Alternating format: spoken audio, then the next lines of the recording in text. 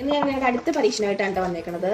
വേറെ ഒന്നല്ല, തോർത്താടി മേളെ, അതായത് ആപ്പിൾ കേക്ക്. അപ്പോൾ അതിനാവശ്യമായിട്ടുള്ള സാധനങ്ങളൊക്കെ ഉണ്ട്. ആപ്പിൾ, എഗ്ഗ്, മൈദ, പിന്നെ സോഡ പൗഡർ, അങ്ങനെയൊക്കെയുള്ള സാധനങ്ങൾ. അപ്പോൾ നമുക്ക് ഉണ്ടാക്കിയാലോ? ഒരു പാത്രത്തിലേക്ക് നമുക്ക് മുട്ട പൊട്ടിച്ച് വെച്ചിട്ട് അതിൻ്റെ അകത്തേക്ക് 3/4 കപ്പ് പഞ്ചസാരയും ഒരു 2 തുള്ളി വാനില എസൻസും കൂടെ ചേർത്തിട്ട് നന്നായിട്ട് ബീറ്റ് ചെയ്തെടുക്കാം. നല്ലൊരു ക്രീമി ടെക്സ്ചറായി വരുമ്പോൾ നമുക്ക് അതിനകത്തേക്ക് ഒരു 1/4 കപ്പ് ഓയിലും 1 കപ്പ് പാലും കൂടെ ചേർത്തിട്ട് ഒന്നും കൂടെ നന്നായിട്ട് ബീറ്റ് ചെയ്തെടുക്കാം. ഇതിനകത്തേക്ക് നമുക്കിനി മൈദയും ബേക്കിംഗ് പൗഡറും കൂടി ഒന്ന് അരിച്ചെടുത്തിട്ട് മിക്സ് ചെയ്ത് കൊടുക്കാം. ഞാനിവിടെ 3 ആപ്പിൾ എടുത്തിട്ടുണ്ട്. അതിനകത്ത് ഒരു ആപ്പിൾ ഇതേപോലെ ചെറുതായിട്ട് കട്ട് ചെയ്തിട്ട് ഈ ബാറ്ററിലേക്ക് ചേർത്ത് കൊടുത്ത് നന്നായിട്ട് മിക്സ് ചെയ്തെടുക്കാം. ഇനി നമുക്ക് കേക്ക് ഉണ്ടാക്കാനായിട്ടുള്ള ഒരു പാത്രത്തിലേക്ക് ഈ ബാറ്റർ ഒഴിച്ചിട്ട് അതിൻ്റെ മുകളിൽ കൂടെ ബാക്കിയുള്ള 2 ആപ്പിളും കൂടെ ഇതേപോലെ നീളത്തിൽ കട്ട് ചെയ്തിട്ട് കൊടുക്കാം.